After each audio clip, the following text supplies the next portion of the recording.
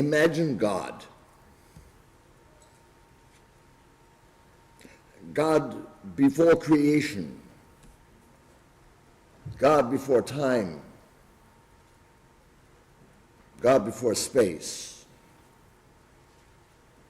Imagine the vastness of it all, the limitless overwhelmingness of just being God.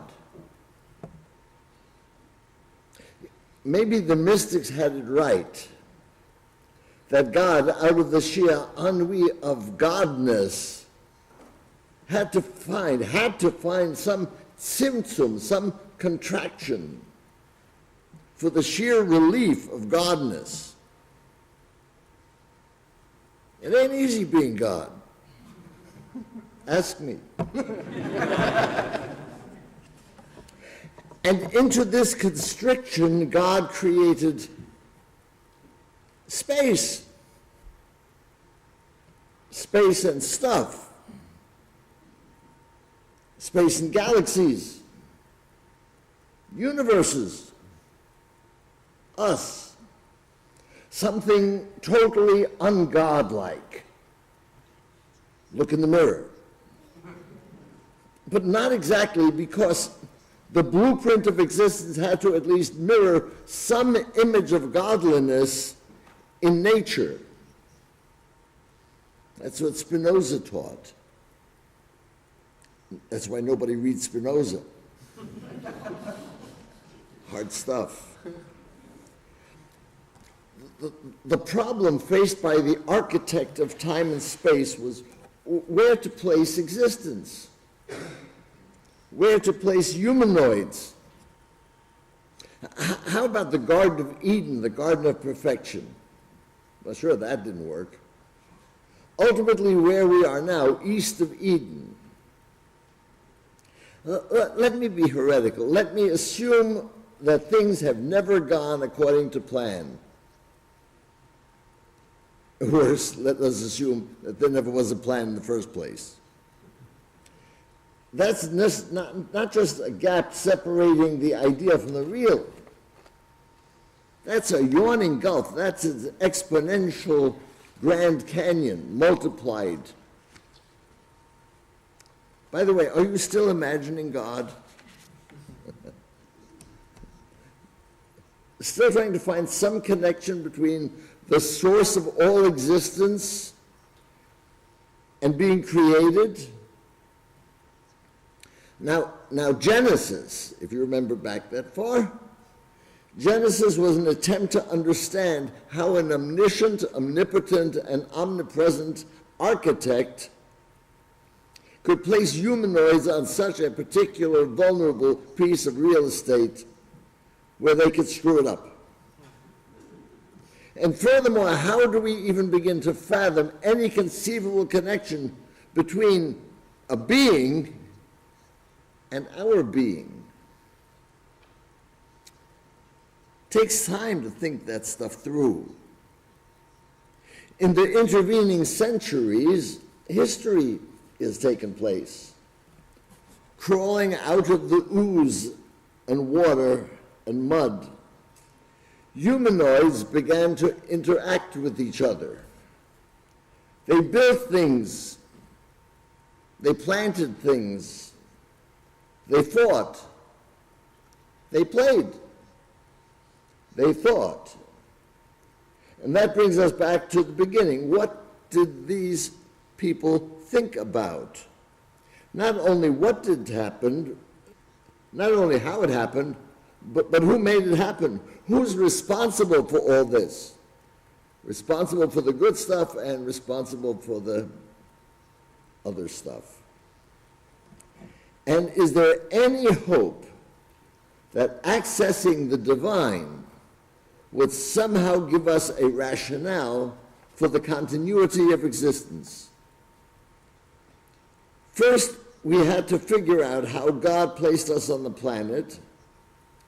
And lastly, we had to isolate that God to make God accessible where we are, rather than where God ostensibly might be. We sought to define God.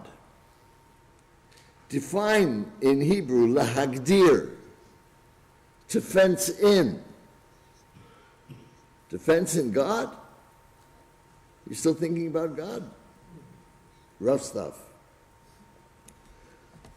We humans left the forests and the deserts. We left the caves and the mountains and the riverbanks and the seashore.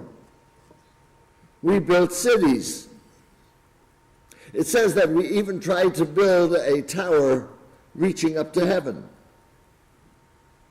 And finally, we came up with a plan. We came up with a plan, and this is where the Torah fits in for this Shabbat. Vayakel. We will build a mishkan, a portable tabernacle. Just as God once found a habitat for us, so now we are going to do the reverse. We are going to build a habitat for God. In other words, Exodus is Genesis in reverse. And to make such a project viable, Aaronite priests penned the following conceit. It would be that God wanted, not only wanted, but commanded that such a mishkan be built. Imagine a commander demanding that a mishkan would be built. Not only a wall, but taka, a mishkan.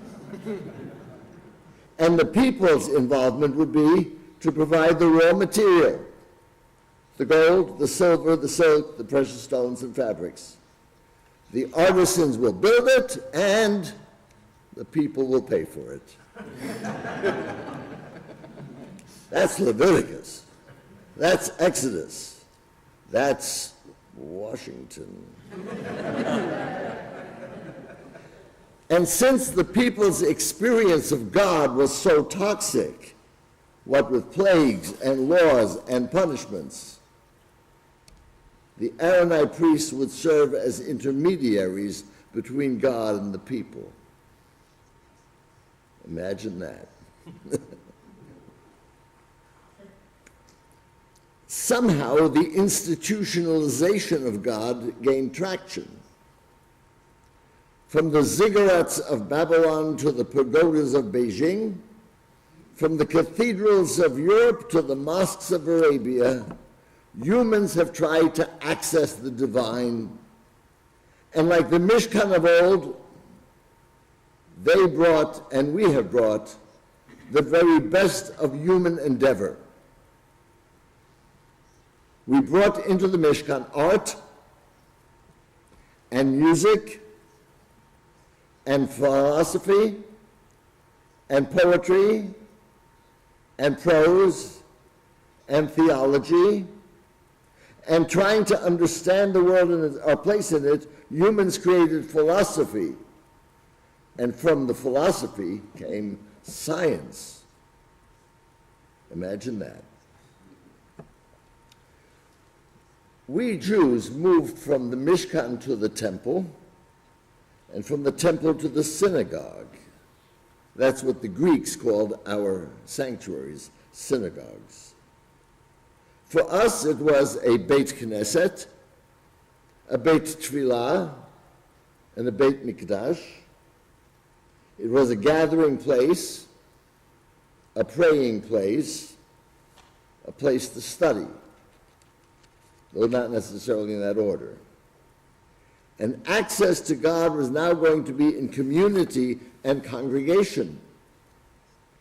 And the Siddur put it this way, quote, "The synagogue is the sanctuary of Israel, born of our longings for the living God." Note the subtle change. God did not dwell in the synagogue, the people dwelled in the synagogue. The people who look for a connection between the divine and themselves. They would try and find the divinity in justice, the pursuit of peace, and songs and psalms and prayers. The synagogue would be the domicile of living Judaism, second only to our homes. All evidence now points to a post-synagogal era. What does that mean?